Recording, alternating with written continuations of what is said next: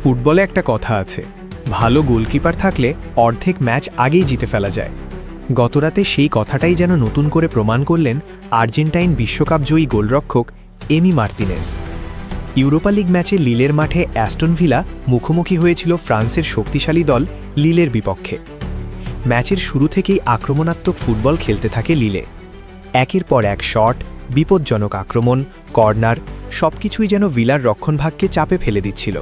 কিন্তু সমস্যা ছিল একটাই, ভিলার গোলপোস্টে দাঁড়িয়েছিলেন এমি মার্টিনেজ। প্রথমার্ধে লিলের নিশ্চিত গোল মনে হওয়া শট এক অবিশ্বাস্য ডাইভে ঠেকিয়ে দেন এমি। স্টেডিয়ামে তখন বিস্ময়ের গুঞ্জন। দ্বিতীয়ার্ধে আবারও একই দৃশ্য, লিলের স্ট্রাইকার একেবারে একা পেয়ে গেলেন গোলপোস্ট, শট নিলেন জোরে, কিন্তু মুহূর্তের মধ্যে সামনে এসে নিজের শরীর ছুড়ে দিয়ে বল আটকে দিলেন মার্তিনেজ।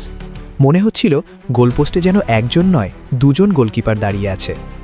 এদিকে ম্যাচের 61 মিনিটের সময় হেড দিয়ে গোল করেন ওলে ওয়াটকিন্স। এই গোল দেখে আপনার মনে হতে পারে এ কেমন গোলকিপার।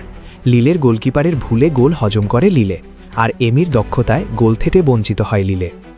শেষ মুহূর্তে লিলের পরপর দুইটি বিপজ্জনক আক্রমণ ঠেকিয়ে দেয় এমি, দুটোই অবিশ্বাস্যভাবে বাঁচিয়ে দেন তিনি। রেফারির শেষ বাঁশি বাজতেই ভিভা খেলোয়াড়দের উদযাপন শুরু হয়, কারণ অ্যাওয়ে ম্যাচে জয়, তাও এরকম প্রতিকূল পরিবেশে। ম্যাচটা যারা দেখেছে তারা জানে এই জয়টা আসলে এমি মার্তিনেজের, কারণ গোলপোস্টে দাঁড়িয়ে তিনি যেন আবারও মনে করিয়ে দিলেন কেন তাকে বলা হয় বিশ্বের সেরা গোলকিপার।